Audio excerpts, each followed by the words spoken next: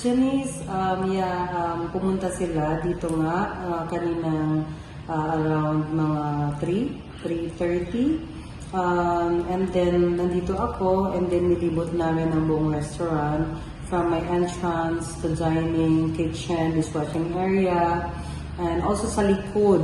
So, wala silang nakitang anything na nangangamoy or na super dumi. And ang isang recommendation lang nila is yung kanal na dumadaloy na tubig doon. And also, pinuntahan namin yung bahay na nagreklamo mismo doon sa mga taga-barangay official, mga taga-sanitary. Sila mismo ang pumunta doon. Wala silang amoy or nakitang any basurahan, which is ang nakita lang nila is the segregation of the plastic.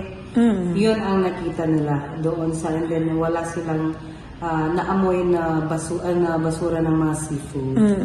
Okay. So sa drainage lang talaga, ma'am. Yes, kanal lang yung naamoy nila, which is normal yung amoy ng kanal na naamoy natin. So, yun ang isang recommendation nila to i-comply namin, nalagyan namin ng PVC.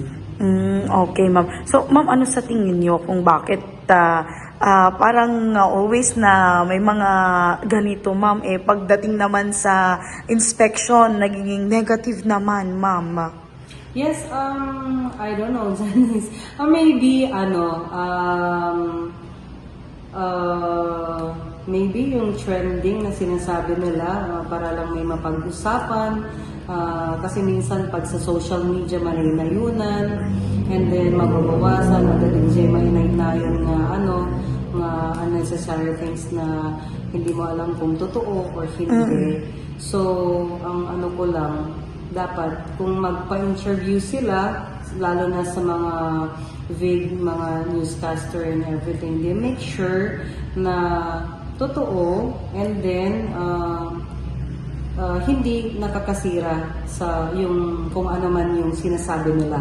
And also, they make sure na totoo yung sinasabi nila.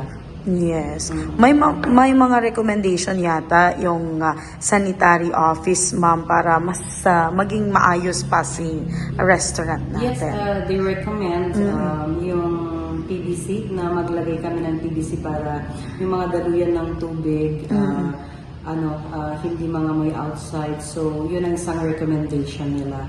And then kung may mga restaurant naman, normal yung may mga kunting langaw, sila ng mga pang-spray para less yung mga flies and na pupunta dito sa restaurant. And also mga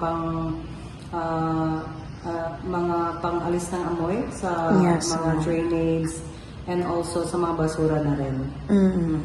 Sa mga shell po natin, ma'am, paano natin minamanage itong mga ito, ma'am? Number one, pag mga shell kasi, pwede yung maging fertilizer. Pag number one ang ginagawa namin, ang kanin dati abot, and then,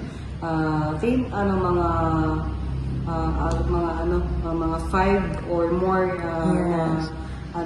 katao, i-kalienda, and then doon nilalagay yung mga shell, and then magiging na siya, fertilizer. Okay, ma'am.